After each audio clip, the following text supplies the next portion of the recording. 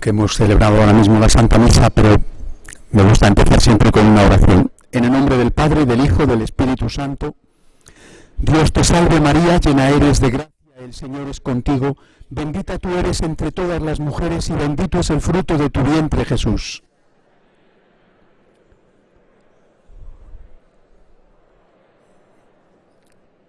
Gloria al Padre, al Hijo y al Espíritu Santo.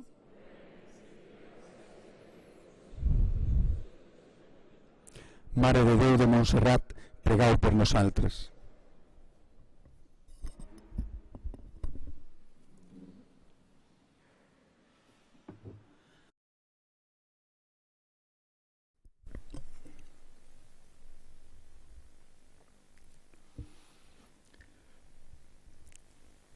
Creo que la Iglesia ha hecho y hace siempre aquello que Jesús dijo en una ocasión, poniendo una bella parábola y hablando de un padre de familia que tenía un baúl y que sacaba de ese baúl ropa nueva, ropa vieja, según las circunstancias.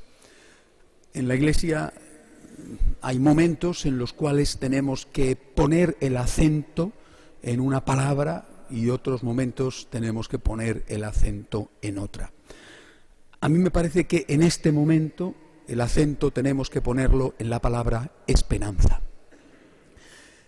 Vivimos en un momento difícil, no solo en Cataluña, en Barcelona, en España, en Europa, en todo el mundo. Hoy esta noticia terrible del devastador terremoto y posterior maremoto en Japón, pero al fin estas grandes catástrofes no son ni mucho menos lo peor que nos afecta. Vivimos en un momento terrible con una crisis económica que es consecuencia de una más grave aún crisis moral que arroja cifras pavorosas, que deja a una humanidad delante de un futuro cuando menos incierto. 43% de los jóvenes españoles sin trabajo. La generación perdida, la generación que ya llaman ni estudian ni trabajan, la generación de aquellos que si alguna vez vuelve la recuperación económica, muchos ya no serán llamados por las empresas porque preferirán contratar a gente más joven. Con una ruptura de la familia como no se ha visto nunca en nuestro país, donde ya hay más divorcios que matrimonios, con una tasa de natalidad tan baja que afrontamos un futuro difícil para el pago de las pensiones porque llevamos décadas matando niños. Este año pasado 110.000 abortos y dicen que 700.000 píldoras abortivas vendidas. ¿Cómo va a haber niños, verdad? Es decir, en una situación como la que estamos afrontando, de profunda crisis moral que se refleja en la crisis económica o que se refleja en las tensiones políticas que hay en todo el mundo, basta recordar lo que en este momento está pasando en un país relativamente cercano, vecino nuestro, porque el mismo mar baña nuestras orillas, como es Libia. En este momento muchos están angustiados, muchos. Incluso aquellos que no les afecta directamente la crisis están preocupados, angustiados. Pero no tantos de ellos están arrepentidos y sobre todo no están sabiendo hacia dónde dirigirse para encontrar esperanza. Por eso yo creo que esta es nuestra hora. Es la hora de los católicos. Recuerdo aquella frase de Jesús cuando describía el fin de los tiempos y decía: cuando empiece a suceder esto, levantaos, alzad la cabeza, se acerca vuestra liberación. Es la hora de levantarnos, de alzar la cabeza y de decir: tenemos esperanza, hay esperanza y os ofrecemos esperanza. Pero esta esperanza no está basada en lo que tantos dicen. Nosotros no tenemos esperanza porque se vean ya los brotes verdes a nivel económico, que no sé si estarán bajo tierra todavía germinando. Desde luego, los casi 5 millones sin empleo siguen sin ver esos brotes verdes. Y los que tienen dificultades para llegar a fin de mes tampoco los ven. Nuestra esperanza no está en eso. No está en el índice Dow Jones o en si el precio del petróleo se contiene o no se contiene. Nuestra esperanza está en Cristo. Y esta es la esperanza que tenemos que ofrecer a los demás. Yo creo que este es el mensaje que en este momento concreto de la historia tenemos que decirnos y decir. Levantar la cabeza, es decir, perder la vergüenza, perder el miedo, perder el complejo de inferioridad y decir a los que nos rodean, a estos que están angustiados, pero quizá no arrepentidos, es decir, que en el fondo lo que desearían es volver atrás, volver a la vida anterior y gastar más de lo que se gana, vivir como si Dios no existiera y como si no existiera la realidad. Decirles, hay esperanza, pero esa esperanza está en Cristo. Precisamente por eso el tema del cual quisiera hablarles esta tarde es de Jesús. Porque tenemos que dirigir a Él nuestra mirada para después ayudar a los demás a que dirijan a Él su mirada. Él es nuestra esperanza. Y pensando en algo que pudiera servir como hilo de la meditación que quiero compartir con ustedes esta tarde, me he acordado de esa frase del Señor que se define a sí mismo. Jesús no se define a sí mismo muchas veces. Con frecuencia decía, cuando alguien afirmaba algo de él, tú lo has dicho. Pocas veces dice algo de sí mismo. Una de esas pocas veces es esta, cuando Jesús afirma, yo soy el camino, la verdad y la vida. Me gustaría centrar la meditación de esta tarde en esta autodefinición que hace Jesús. Les confieso enseguida el por qué he elegido esta frase. No hace mucho leía un libro que seguramente algunos de ustedes han leído y como no quiero hacer propaganda, no porque sea un mal libro, sino porque no pretendo hacer propaganda de nada que tenga ninguna connotación política, pues no voy a hacer ni el título del libro ni el autor del libro. Bueno, es un libro que está leyendo mucha la gente hoy en día, que están comentando. Y en ese libro se recordaba una frase que había oído en su día, pero que me produjo un estremecimiento especial cuando de nuevo la leí en ese libro. Repito, no tengo ninguna intención de hacer ningún tipo de política. He venido a hablar de Jesús, pero he venido a hablar de Jesús, con todo lo que eso significa. Me refiero a la frase que en el Parlamento, en las Cortes, dijo el presidente del Gobierno. Lo ha dicho, que yo sepa, en 2 ocasiones. Más o menos la frase dice, no lo tomen literalmente, pero casi literalmente, habéis oído que se dijo, la verdad os hará libres, yo os digo, la libertad os hará verdaderos. Es decir, ya está ahí instituida, es decir, en el lugar y por la persona que se dice está instituida la proclamación del relativismo como camino no solo de la verdad, sino camino de la libertad. Meditando sobre esta frase, dicha por quien lo dijo, y en el sitio en que lo dijo, no en una tertulia de 2 amigos en su casa, sino en el Parlamento, consta, por supuesto, en las actas, no es la verdad os hará libres, palabras de Jesús, sino la libertad os hará verdaderos. Pensé inmediatamente, ahí es donde está el problema. El problema es que llevamos décadas, bastantes más de las que somos conscientes, durante las cuales se ha pervertido el concepto de hombre, de libertad, de verdad y por lo tanto de felicidad. Y fue entonces cuando me acordé de esta frase de Jesús, yo soy el camino, la verdad, la vida. No solamente la frase a la cual aludía el presidente del gobierno, que es la verdad la que nos va a conducir a la libertad, sino que ya hasta el mismo concepto de felicidad de hombre viene pervertido. Por eso creo que hay que ir a la raíz del problema. La raíz del problema está en fijarnos en Cristo como camino, verdad y vida, como modelo, como auténtica expresión del ser humano y como fuente de esa felicidad que todos anhelamos, para no dejarnos engañar y seducir como tantos en estos años se han dejado. Vamos a comenzar a desmenuzar la frase de Jesús. Primero, el sujeto de la frase. Yo soy, dice.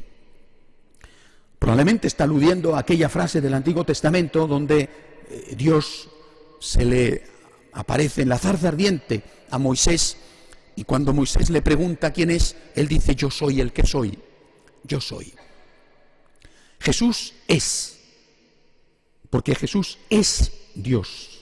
Él es la esencia.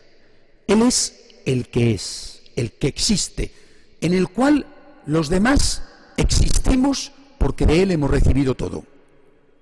Pero este Jesús es, o nos lo han contado y no es.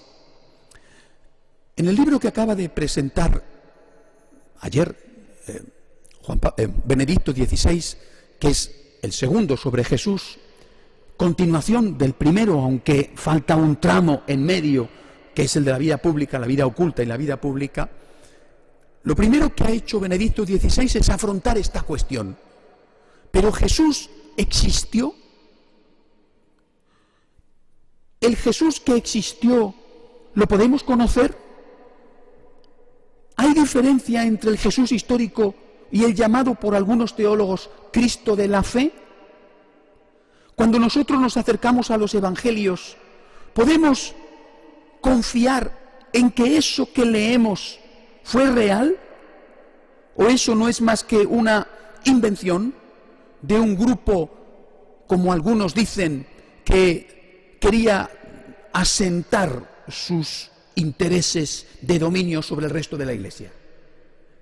¿El evangelio es histórico o es un invento de una ambiciosa y poderosa curia romana que ya desde el inicio era opresora?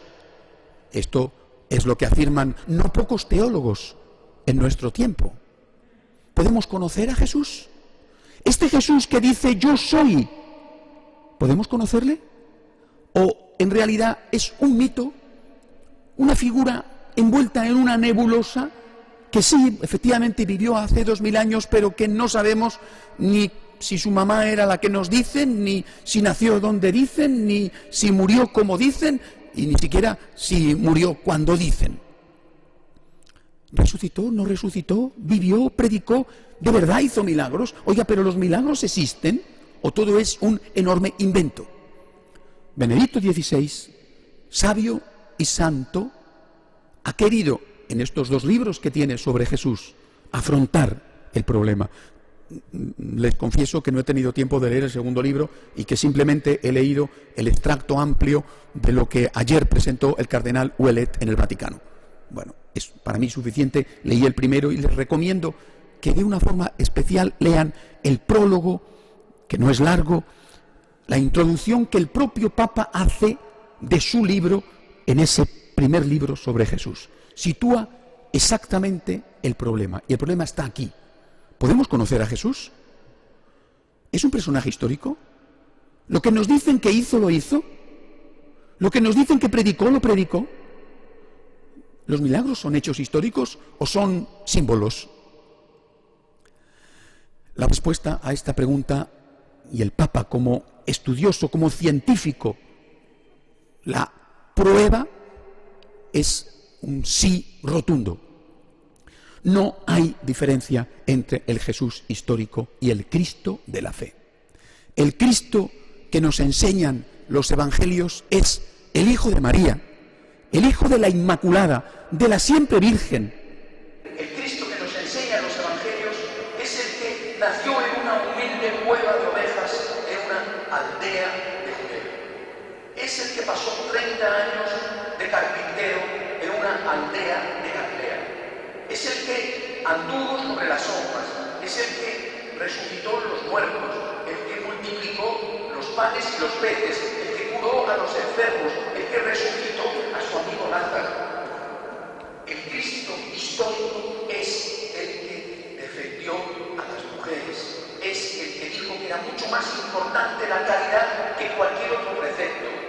El Cristo histórico es aquel que un día aceptó la muerte para salvarnos a todos, el que en su carne fue crucificado, el que en su alma experimentó la angustia del abandono, no solo de los hombres, sino de su propio Padre, el que muere y el que resucita, el que sube al cielo y el que vendrá glorioso para juzgar a vivos y muertos.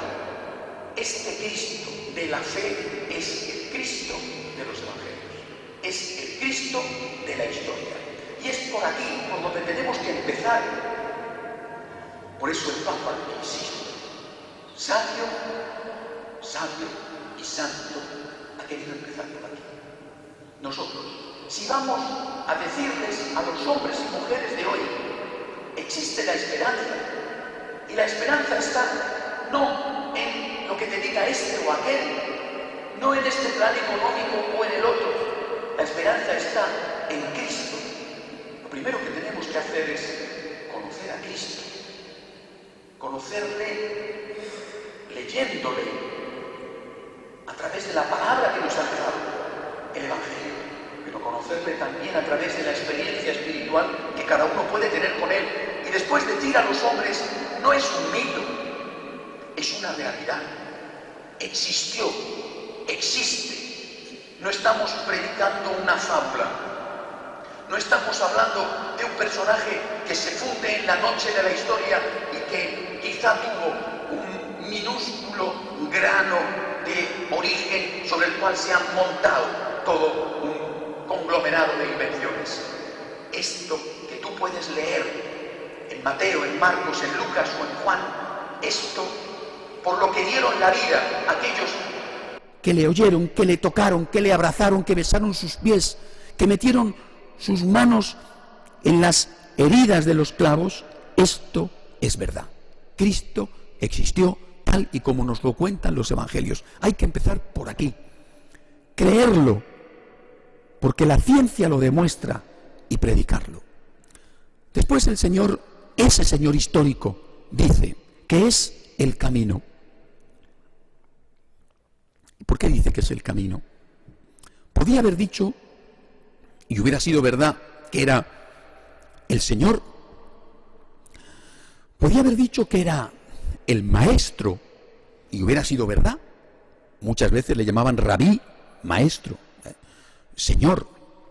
Hubiera sido verdad. Él elige esa palabra como primera parte de la autodefinición. Soy el camino. Y además no dice soy un camino, dice soy el camino, no uno. No soy un camino que tiene su verdad y te va a conducir a un tipo u otro de felicidad, de vida. Dice soy el camino, el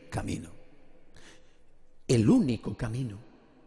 El artículo el se emplea como unicidad, es único. Si hubiera dicho un camino, podía haber afirmado que era uno de tantos, un poco mejor, un poco peor, incluso el mejor. Dice que es el camino. Todo lo demás no es el camino. Lo demás será un camino, pero solo Él es el camino. El camino, además, el concepto camino, implica una puerta, una llegada y un tramo a recorrer. La puerta por la que tenemos que pasar para llegar a ese final que es la vida es Cristo. Si no pasamos por Cristo, no llegaremos. Pero no solamente hay que pasar la puerta y cruzar la meta, que es la vida, sino que hay que transitarla, hay que recorrer el camino. No sé si ustedes han hecho alguna vez el Camino de Santiago. Me dicen que este mes 140 jóvenes de esta parroquia van a hacer un largo camino a pie entre Barcelona y Madrid al Encuentro Mundial de los Jóvenes. Bueno, yo este año pasado hice una parte del Camino de Santiago, llegué con los pies destrozados como corresponde a todo caminante que se precie y que no sea muy ducho en andar. El camino significa que te identificas con un recorrido, es decir, que de alguna manera, al hacer el camino te hace a ti, que el camino te va transformando. Cuando haces esta experiencia del Camino de Santiago lo notas, como el camino te va cambiando. Cuando Jesús habla de Él como camino, como el camino, está diciéndonos que tenemos que imitarle, que no solamente tenemos que pensar en Él o aprender de Él, sino que tenemos que ser como Él. Por lo tanto, lo primero que nos está queriendo enseñar es que para llegar a la meta, que es la vida, la felicidad, nosotros tenemos que pasar por la puerta que es Él, vivir como Él, aprender de Él, intentar lo más posible, siendo como somos pecadores, ser como Él. Es la imitación de Cristo lo que tenemos que recuperar. Esperanza para el mundo, intenta parecerte a Cristo, imita a Cristo, sé con todas tus limitaciones humanas lo más posible como Cristo. Esto es lo que tenemos que empezar por predicar. Cristo es el camino. No hay otro camino. No imites a este o aquel que se te pueden presentar o intentan ser presentados como modelos, porque vivimos en una época donde los modelos al final se han demostrado con los pies de barro. En cambio, Cristo nos ha enseñado que Él no decepciona nunca. Nosotros en la Iglesia, que tenemos a la Santísima Virgen María, la Inmaculada, como la joya de la corona, que tenemos una pléyade de santos, a quien seguimos es a Jesús. Por eso, a nosotros, aunque nos afecta y nos hace daño y nos zarandea el escándalo que a veces algunos han dado en la Iglesia, pero no nos mueve en nuestros cimientos. ¿Es que acaso nosotros estamos siguiendo a tal o cual sacerdote? ¿A quién seguimos? A Jesús. ¿Me ha decepcionado a mí Jesús? ¿Estoy frustrado porque Jesús me ha engañado? ¿Ha prometido alguna vez algo que no haya cumplido? ¿Es su vida en algún aspecto un mal ejemplo? ¿Se le puede poner una sola objeción? No, yo soy cristiano. Yo recorro el sendero de la vida, de mi vida, poniendo mis pies donde Él ha puesto los suyos, intentando seguir sus huellas, pisar sus huellas. Esta es nuestra esperanza, Cristo. ¿Quieres encontrar la vida? Imita a Cristo, no te va a engañar. Los hombres te seducen y al final te engañan. Recuerden ustedes aquel milagro del Señor en el cual una mujer hemorroísa, esa es una palabra que yo siempre pensé que qué significaba, ¿verdad? Bueno, una mujer que tenía hemorragias, pérdidas de sangre, una mujer muy enferma, se acercó al Señor, le tocó el manto y quedó curada. Jesús, aunque estaba rodeado por una multitud que lo apretujaba, lo notó y preguntó: ¿quién me ha tocado? Los apóstoles le dicen: pero ¿cómo? Todos te estamos apretando y tú preguntas quién te ha tocado. Al final apareció la mujer. Dice el Evangelio que se había gastado todos sus bienes buscando sanación a sus enfermedades. Así son los hombres de nuestra época. Se han gastado todos sus bienes siguiendo a este, al otro, al de más allá, dejándose seducir por quien les decía que les iba a dar a bajo costo la felicidad que buscaban. Y después han visto cómo han pasado la vida, han perdido la juventud, han dejado jirones de su alma por el camino porque no han recorrido ese camino de su vida con Jesús. Tenemos que decirlo. Hay esperanza siguiendo al Maestro. Jesús es el camino. Imita a Cristo lo más posible. Aunque te parezca que sus huellas son con unos pasos muchísimos más grandes que los que tú puedes dar, inténtalo. Ya verás cómo Él con su infinita misericordia te hará posible el milagro de que no te salgas del camino. A continuación Jesús dice que es la verdad. Fíjense que de nuevo no utiliza una, sino la verdad. Es Él, el único camino, y Él tiene la verdad. Esto molesta mucho a la gente de nuestra época.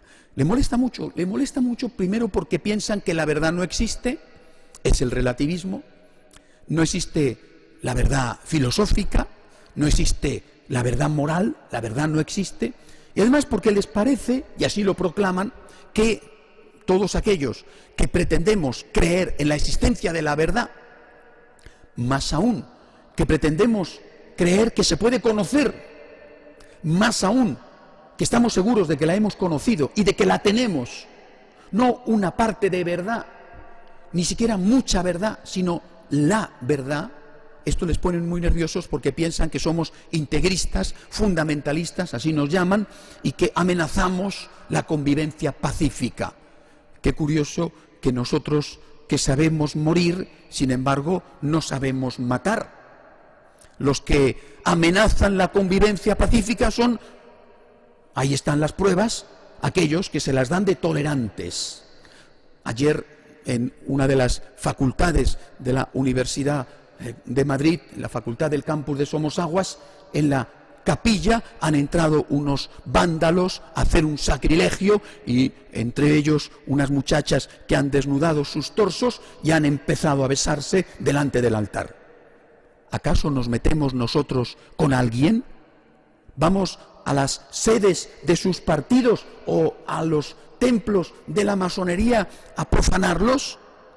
Y en cambio somos nosotros los que pasamos por intolerantes, los que decimos que la verdad existe, que se puede alcanzar y que la verdad plena está en Cristo. Nosotros somos los supuestamente intolerantes, mientras que los que se autoproclaman tolerantes son los que nos insultan, los que nos acosan, los que intentan acabar con nosotros. ¿Quién es el tolerante y quién es el intolerante? Son las obras las que lo demuestran. Esto que ha pasado ayer en Madrid, ustedes saben que ha pasado no hace mucho también aquí en Barcelona. Lo estamos sufriendo en todos los lugares del mundo de una manera o de otra, con más o menos intensidad. Les molesta decir que la verdad existe y les molesta que nosotros seamos capaces de decirlo, pero la verdad existe. Y esta es la esperanza del hombre. Existe la verdad. Se puede conocer la verdad filosófica, la verdad científica, también la verdad moral. Todos estos que no se les cae de la boca eso de que tener fe es renunciar a pensar, sin embargo, no les importa ser absolutamente anticientíficos cuando se trata de matar a un no nacido.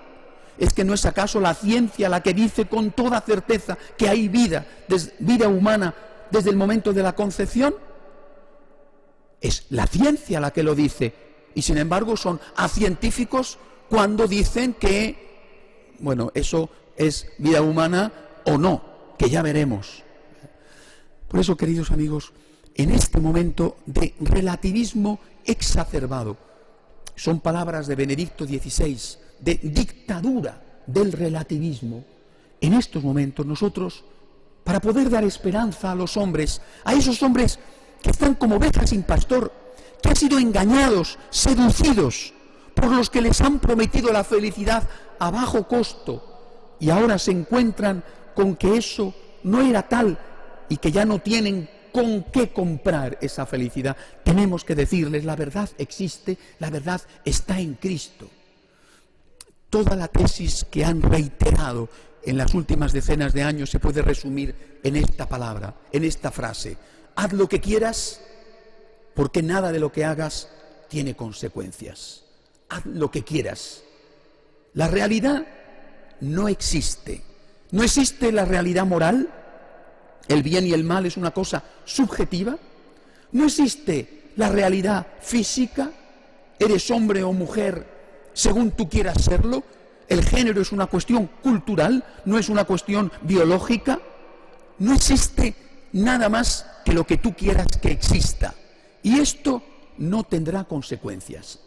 Y cuando la Iglesia se ha atrevido valientemente, heroicamente a insistir diciendo que esto no es así, que la realidad existe, que pegar a un padre está mal, que matar a un niño no nacido está mal, que robar está mal, que poner una bomba debajo de un coche está mal, se han revuelto contra nosotros, insisto, acusándonos de intolerantes, de personas incivilizadas e incluso de enemigos de la humanidad.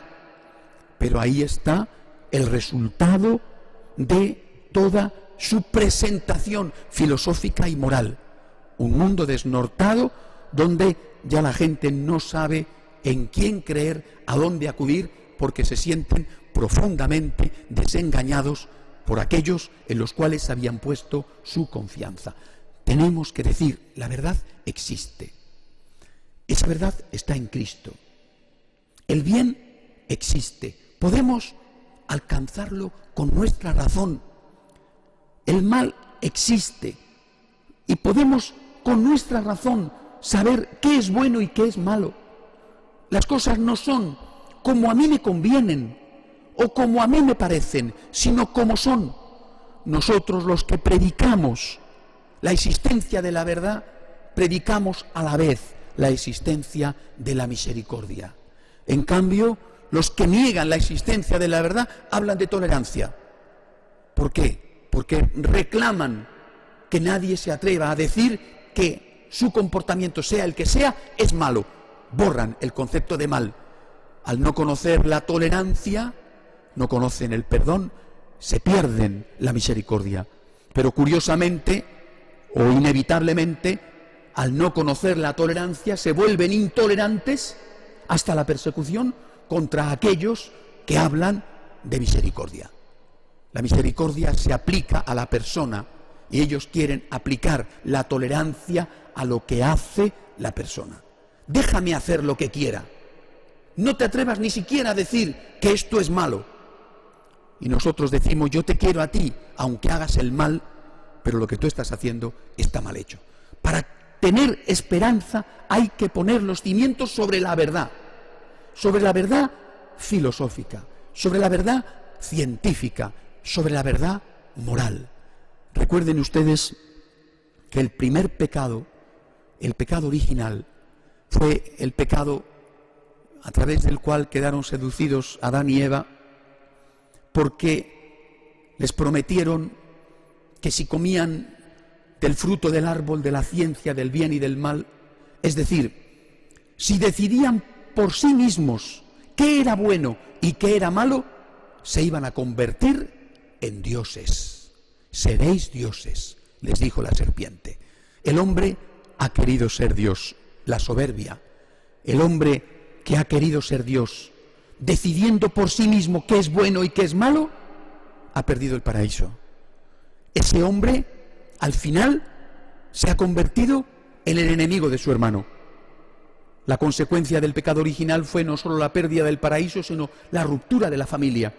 La ruptura de la familia porque Adán acusa a Eva, la ruptura de la familia porque Caín mata a su hermano Abel. Hoy, la pérdida del paraíso hace que los hombres experimentemos a los otros hombres como el infierno. Es Sartre, un pensador ateo francés, el que lo dice. El infierno existe, el infierno es mi prójimo. Claro, cuando el hombre ha perdido el sentido objetivo del bien y del mal, cuando decide que lo que le gusta y que lo que le conviene es lo bueno, que se eche a temblar el que vive a su lado, porque no solamente le hará daño, sino que además no tendrá ni siquiera remordimientos de conciencia y por lo tanto no tendrá ni siquiera posibilidad de arrepentimiento y de conversión. La causa de estar como estamos, hay que decirlo, porque si no, no habrá esperanza, no habrá cambio, no habrá mejoría. La causa de estar como estamos es ese pecado original. Hemos comido, no un mordisco de la manzana, sino todo lo que había en el árbol. Hemos devorado el fruto del árbol de la ciencia del bien y del mal. Hemos decidido que es bueno lo que yo quiero que sea bueno. Que se ponga a temblar el que vive con nosotros, sea la esposa, sea el marido, sea el hijo, sea el hermano, sea el padre, sea el compañero de trabajo.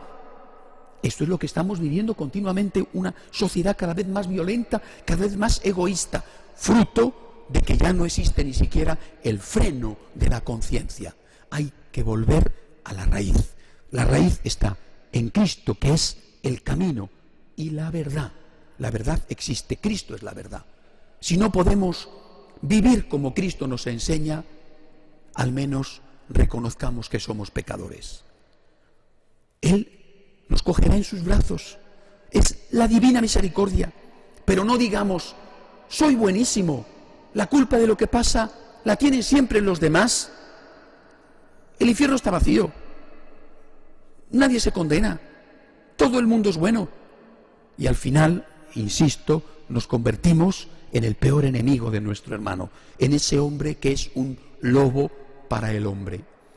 La última palabra de la frase: este Cristo que es camino, verdad, es también vida. Vida. Podríamos encontrar quizá un sinónimo de vida que sería felicidad. Es un sinónimo que me gusta, pero no resume todo lo que dice la palabra vida. Quizá es un sinónimo y un concepto más asequible para el hombre contemporáneo. En todos nosotros, siempre además, ha existido un anhelo de felicidad. Si no hay ya un anhelo de verdad, de la búsqueda de la verdad, como lo ha habido en otras épocas, sigue habiendo un anhelo universal de felicidad. Aunque la vida, insisto, la vida a la que se refiere Cristo es más completo que la felicidad. Pero fijémonos en este concepto, felicidad. ¿Qué es lo que los hombres de nuestra generación consideran esencial para ser felices? Por ejemplo, tener dinero. ¿Pero de verdad te hace feliz? Ser famoso. ¿De verdad te hace feliz? Bueno, tener un cuerpo 10. Una persona feliz se supone que es una persona esbelta, a ser posible rubia y de ojos azules, y por lo tanto una persona que a su paso despierta admiración, envidia. ¿De verdad? Habría que preguntar a las 4 o 5 personas que son así, si son auténticamente felices, y por lo que vemos de las biografías de los que lo son, a lo mejor tampoco lo son, porque están teñidas, ¿verdad? Pero por lo que vemos, pues no son tan felices. Los hombres piensan que la felicidad viene del dinero, del placer, del sexo, del éxito, del poder. Del poder. Están todos como locos peleando por ver quién es el que conduce a su partido al fracaso. ¿Qué cosas hay que ver, verdad? Es decir, ahí está la felicidad. En cambio, Jesús dice que la felicidad está en Él. ¿Pero quién es Él? Repito, Él da esta definición de sí mismo, pero ha dado otra. Dios es amor. Él es el amor. Dios es amor. Él es Dios. Él es el amor. ¿Qué es lo que nos está enseñando Jesús? ¿Tú quieres la felicidad? ¿Tú quieres la vida? La plenitud de la vida aquí en la tierra, el céntuplo aquí y en el cielo, porque el cielo existe. Yo sé el camino, el amor, el amor. Esto es lo que enseñaba Santa Teresita de Lisieux, ¿verdad? El amor es el camino, porque Cristo, que es Dios, es el amor y Él es el camino. Se puede ser feliz y ser anciano. Uy, ¿pero cómo? Pero si solamente los jóvenes pueden ser felices, pues se puede ser feliz y ser anciano. Se puede ser feliz y estar enfermo. ¿Pero cómo? No, hay que matar a los enfermos. No tienen calidad de vida. Hay que acabar con ellos. Además, son una gran carga para la seguridad social y como no tenemos niños, hay que acabar con los viejos que molestan mucho. Próxima ley de eutanasia. Se puede ser feliz y no ser guapo, alto, rubio, tener ojos azules, ser un modelo de revista. Se puede ser feliz y no haber triunfado en la vida. Se puede ser feliz solo con una condición: si amas. Recuerdo, yo tuve la enorme fortuna de pasar 6 años maravillosos de mi vida con una persona que estoy seguro de que está en el cielo, José Luis Martín Descalzo. 6 años en los que fui educado por él, deliberadamente, conscientemente, y yo me dejé educar por un hombre que estaba en el final de su vida porque era un enfermo que 3 veces a la semana tenía que someterse a la diálisis y que veía venir el horizonte de su muerte y que la miró a los ojos sin miedo porque era un creyente. Y recuerdo, lo escribió además en un artículo que decía, le hablaba a la máquina de diálisis a la que estaba enganchado, que le dejaba exhausto, agotado, cuando tenía que estar toda una tarde viendo cómo repetidamente su sangre era sacada de sus venas para ser limpiada. Y decía, me puedes quitar la movilidad, me puedes quitar la fuerza, me puedes quitar todo aquello que antes consideraba imprescindible, pero hay una cosa que no me puedes quitar, y esta es la más importante: no me puedes quitar la capacidad de amar. Un anciano puede amar, un enfermo puede amar, también un joven puede amar, también un sano puede amar. Una persona que está sin trabajo, que está sufriendo horriblemente, también puede amar. Pero una persona que tiene empleo puede amar.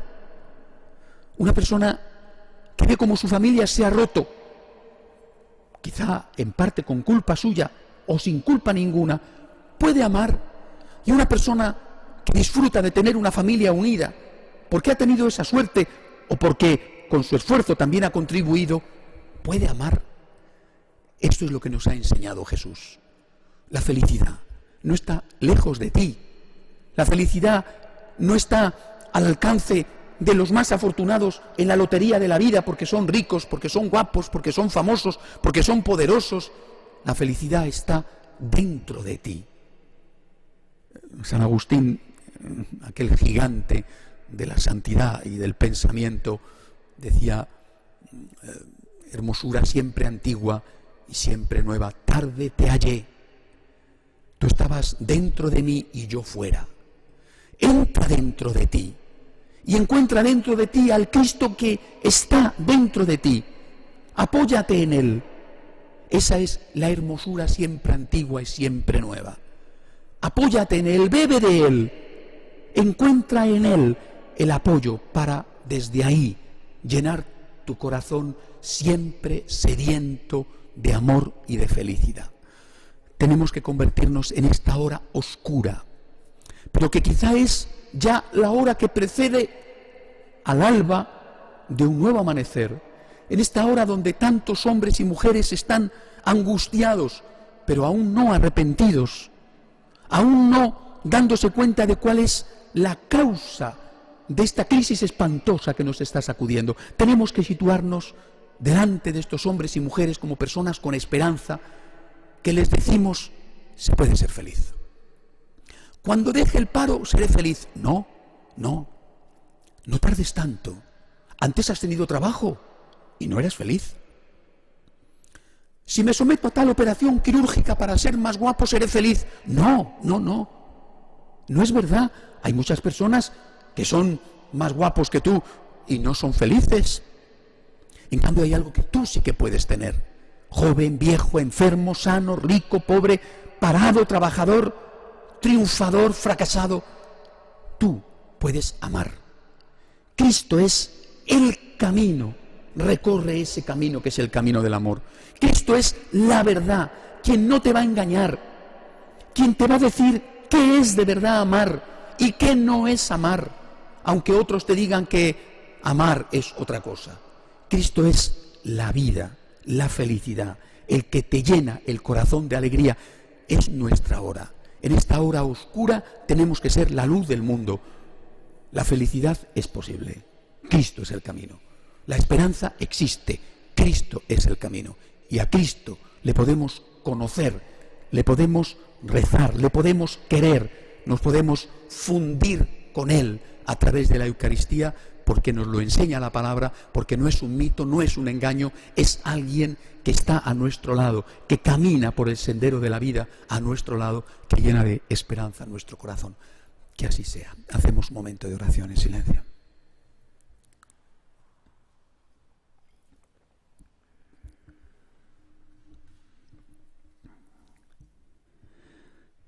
Terminamos con una oración a nuestra Madre, la Madre de Cristo, la que nos enseña siempre a recorrer el camino de su Hijo. Dios te salve María, llena eres de gracia, el Señor es contigo. Bendita tú eres entre todas las mujeres, y bendito es el fruto de tu vientre Jesús. Santa María, Madre de Dios, ruega por nosotros pecadores, ahora y en la hora de nuestra muerte. Amén. Gloria al Padre, al Hijo y al Espíritu Santo. Ave María Purísima. Me van a permitir una última palabra. Les agradezco mucho de verdad el que hayan estado aquí esta tarde. Bueno, espero que no se hayan dormido. No sé dónde está el diácono. Me ha dicho que se iba a poner en un sitio que no le viera porque se iba a dormir. Le había prometido que le tiraría algo si se dormía, pero no le he visto, así que no puedo asegurar si se ha dormido o no. Confío en que no. Ahora a la salida les van a dar unas tarjetas, porque todo esto que estoy haciendo, entre ellos el estar aquí esta tarde, la semana pasada vine de América, la semana que viene me voy a recorrer todo el Levante, después a Roma. Bueno, este trabajo que hago para hablar de Dios, del amor a Dios, lo estamos haciendo también a través de la televisión. Y además ayer hemos inaugurado la sede en Barcelona de nuestra televisión, uno de los centros, el centro principal está aquí en Barcelona, y seguramente que muchos de ustedes no solamente querrán conocerlo y ver esta televisión, que es gratis, se ve por internet y es gratis, sino que a lo mejor alguno hasta quiere colaborar con ella. Por eso les vamos a dar estas tarjetas. La televisión se llama Magnificat, como corresponde a una obra como la nuestra, que es una obra de María, los franciscanos de María.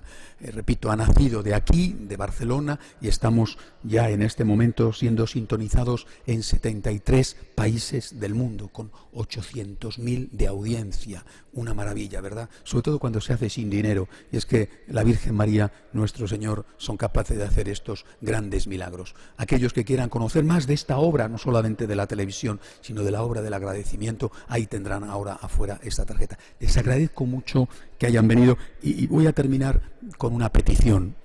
Un cura que no pide, ya saben ustedes la definición de cura, ¿verdad?